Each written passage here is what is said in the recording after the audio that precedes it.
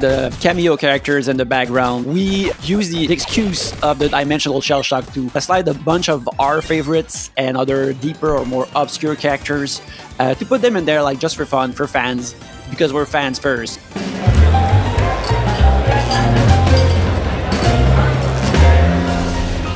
Hello, everybody. Welcome to another episode of PlayStation Underground. You got Tim here.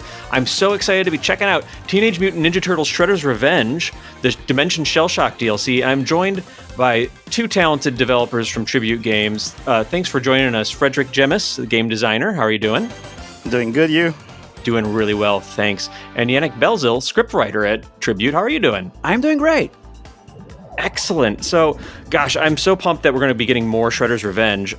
Just to start off with, I see we're checking out Usagi here. I want to talk a bit more about this new character, but I also know this is sort of our first real extended look at the new survival mode. Can you tell us a little bit about what makes this mode unique for Shredder's Revenge? Yeah, so the survival mode for Dimension Shellshock is basically a completely different game mode. And in this mode, the players are traveling across the multiverse from the Teenage Mutant Ninja Turtles in order to assemble and collect dimensional crystals that have been stolen by a mysterious figure. Oh. And the players travel through multiple arenas where they'll fight hordes of enemies, including even new enemies, and collect crystal shards in order to complete each of the universe's crystals. Great, and I see there's a decision here to be made between, looks like a vial of ooze with Rocksteady's face over it and another power-up. What's going on here? So basically, every time you finish a combat challenge, you have choice between two rewards, and as you can see right now, the player picked a perk, and the perks, what they do is that they give bonus effects to the players for a set amount of time. So in this case, it is a speed boost that is equivalent to the combo string that the character is doing. So the more hits that you chain together, the faster your character becomes, and it gets like to crazy speeds. Nice. Speaking of speed, how is Usagi doing in terms of speed compared to the other characters?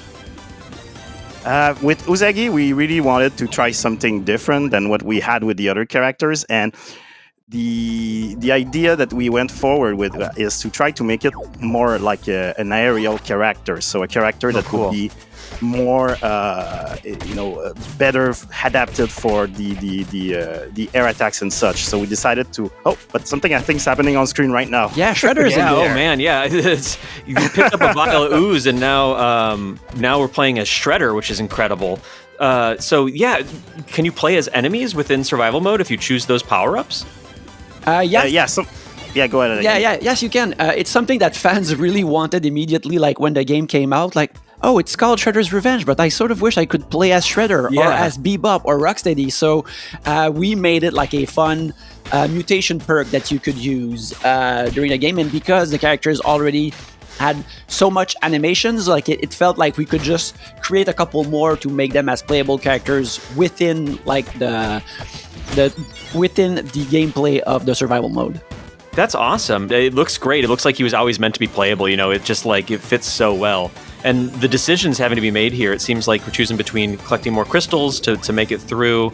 Then that's it. That's complete. That's a completed crystal. And as you collect crystal, you travel deeper into other dimensions and you face tougher and tougher challenges. Okay. So for here example, it looks like we're jumping into an 8-bit battleground, which is incredible, bringing me back to my childhood when I first fell in love with Turtles games. And so we're still within the survival mode here, but yeah, am I seeing like a filter including, on top of this background? Tell me a little bit about this design for the stage. So we decided to, the Turtle games have been with us forever, and we decided to pay an homage to them by just visiting an area in a dimension inspired by all of the previous games, and we went all out with the screen effects that kind of reflects the old CRT screens. Yeah. But we can also see here some cool character effects, like new color palettes that we have for our characters. Yeah, it's something that ever since like the first trailer popped out, like we would see from fans on our Discord, like people already wanted different palettes for the characters, and palettes that were either based on specific movies or action figures or other cartoons. So it's something that we've decided, like, immediately we were like, oh, we gotta do this. So we decided to put different palettes in this new DLC version of the game, and there's a whole bunch of them, and I think the fans will be really happy with the choice of the palettes we have.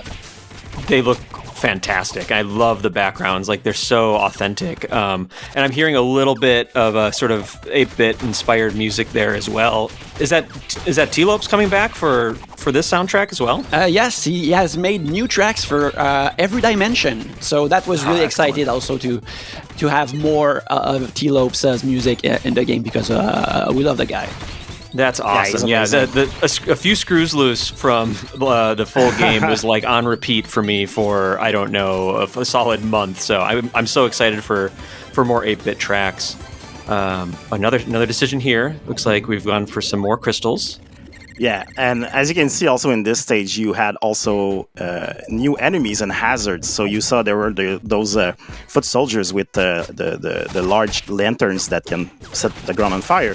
And here you have unique traps that appear in each dimension. So each dimension has new hazards and things to avoid to mix up the fight a bit. Yeah, we can see some foot soldiers have different masks on, which denotes that they might be a different type of foot soldiers, and they might be harder to fight. No, that's really great. It seems like this is such a natural evolution for folks that want, some more challenge from their Shredder's Revenge experience. And now we're jumping ahead to Omnichannel 6. So this is looking like a whole other dimension. Whoa, man, these outfits are awesome. April's looking great in a black jumpsuit. Like, what are we looking at here?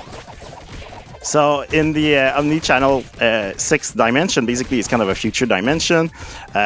This is something that happens when you travel a bit further into the dimension. So it's not a starting one. It's getting a bit tougher, and as you can see, we have tougher enemies. And as Yannick mentioned, we created over 100 more different unique combat challenges.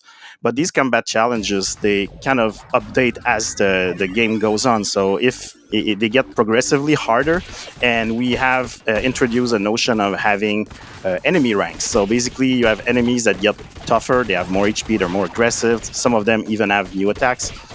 So the game does, get a bit more challenging. So it's really a test of skills. I'd like to point out that the cameo characters in the background, both Kerma, the turtle from Shellrilla, and Cuddly the Cowlick from the old TMNT Archie comics. These were characters I really wanted to slide in somehow in the game, and we use the excuse of the dimensional Shellshock to slide a bunch of our favorites and other deeper or more obscure characters to put them in there, like, just for fun, for fans, but because we're fans first. So it was like we can see Fugitoid and Armagon in the background. Like, seeing also our awesome animators create these new characters just for an instant was a real treat. Yeah, that's great to see Fugitoid back there. I know he's important to the history of Turtles and everything, so that's super fun. There was the core game for Shredder's Revenge is just like dripping, like the ooze itself, with references and examples of your love for Turtles, and so it's so fun that this sort of dimensional Shellshock situation really opens the doors for this. So. Coming out absolutely.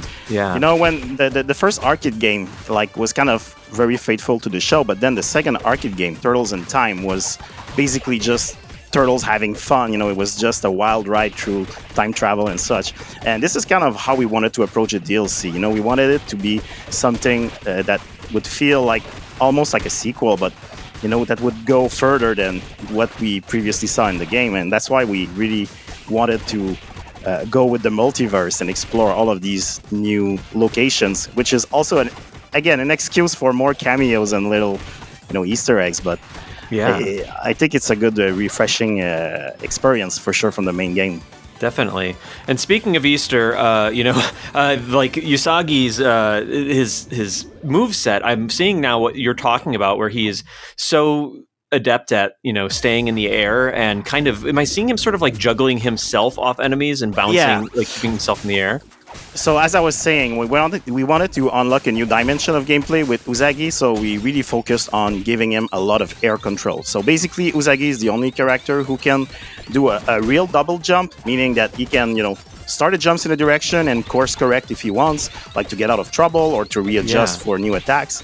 But also, he is also the only character able to perform his full combo in air. So, other characters will have dive kicks and such, but Usagi can perform like his complete combo. So basically, you can launch an enemy in the air and jog and just fight him when he's most vulnerable in air. That's so satisfying. I can't wait to dive into that. Oh no, it's not. Oh, there we go. Well, a stunning performance by the players on this. We were looking at pre-recorded gameplay on PS5, but that was so exciting. Frederick and Yannick, I just wanted to say thank you so much for joining us on PlayStation Underground. I'm pumped that Teenage Mutant Ninja Turtles Shredder's Revenge, the Dimension Shellshock DLC, is going to be out on PS4 and PS5 later this year. So thanks again for joining us. Our pleasure. Pleasure.